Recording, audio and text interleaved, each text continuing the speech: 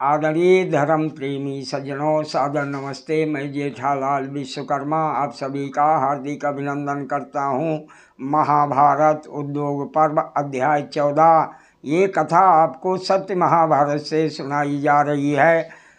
पिछले प्रसंग में आपने सुना राजा धृतराष्ट्र अर्जुन, श्री कृष्ण और भीमसेन के बारे में सोच सोचकर जोर से विलाप करने लगे और कहने लगा कि हमारे पास ऐसा ना कोई वीर है, ना ऐसा कोई धनुष है, ना अर्जुन जैसा पराक्रमी योद्धा है, ना श्री कृष्ण जी के समान सारथी ही है।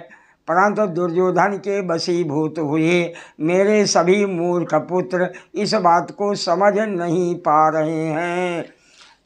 आज का प्रसंग है संजय द्वारा युधिष्ठिर के प्रधान सहायकों का वर्णन।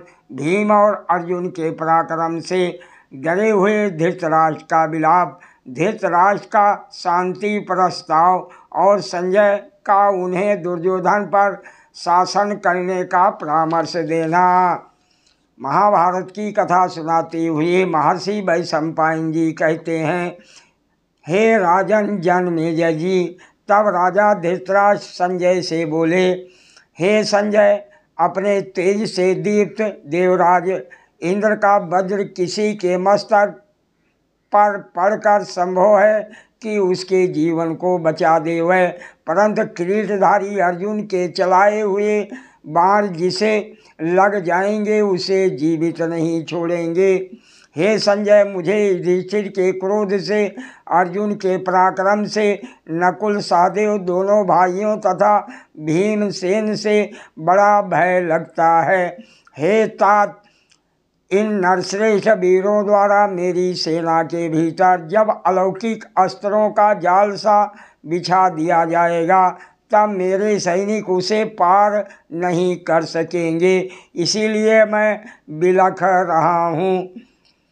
पांडुनंदन युधिष्ठिर दर्शनीय, मनस्वी, लक्ष्मीवान, ब्रह्म ऋषियों के समान तेजस्वी, मेधावी, सुनिश्चित, दूरदर्शनी बुद्धि से युक्त, धर्मात्मा, अनेक शास्त्रों के ज्ञाता, मन को बस में रखने वाले, वृद्ध से भी और जितेंद्रिय हैं। कौन मूर्ख मनुष्य पतंग की भांति उस प्रदीप्त अग्नि में गिरना चाहेगा।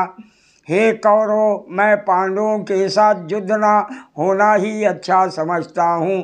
तुम लोग हमें भली प्रकार समझ लो कि युद्ध हुआ तो समस्त कुरुकुल का विनाश अवश्यंभावी है। मेरी बुद्धि का यही सर्वोत्तम निश्चय है, इसी से मेरे मन को शांति मिलती है। यदि तुम्हें भी युद्ध न होना ही अभीष्ट हो तो हम शांति के लिए प्रयत्न करें। संजय ने कहा, हे महाराज जी, आप जैसा कह रहे हैं वही उचित है। हे भारत, युद्ध में तो गांडीव धनुष के द्वारा क्षत्रिय समुदाय का विनाश ही दिखाई देता है, परंतु सदा से बुद्धिमान माने जाने वाले आपके संबंध में मैं ये नहीं समझ पा रहा हूँ कि सब्यसाची अर्जुन के बल पराक्रम को भली भांति जानते हुए भी आप अपने पुत्रों के अधीन क्यों हो रहे हैं। हे भरत कुलश्रेष्ठ महाराज, आप स्वभाव से ही पांडवों के प्रति अपराध करने वाले हैं, अतः इस समय आपने जो विचार व्यक्त किया है वो सदा स्थिर रहने वाला नहीं है। आपने आरंभ से ही कुंती पुत्रों के साथ कपटपूर्ण व्यवहार किया है। जो पिता के पद पर प्रतिष्ठित है, श्रेष्ठ सुहृद है तथा मन में भली भांति सावधानी रखने वाला है, उसे अपने आश्रितों का हित साधन ही करना चाहिए। द्रोह करने वाला पुरुष पिता अथवा गुरु नहीं कहलाया जा सकता। हे महाराज, दूध क्रीड़ा के समय जब आप अपने पुत्रों के मुख से सुनते थे कि यह जीता वो पाया तथा पांडवों की पराजय हो रही है, तब आप बालकों की भांति मुस्कुरा उठते थे। राजाओं में श्रेष्ठ हे भरत कुलभूषण, अब तो ये सारी पृथ्वी उसी के अधिकार में रहेगी और वही राजा होगा जिसकी ओर से भीमसेन और अर्जुन जैसे योद्धा युद्ध करेंगे।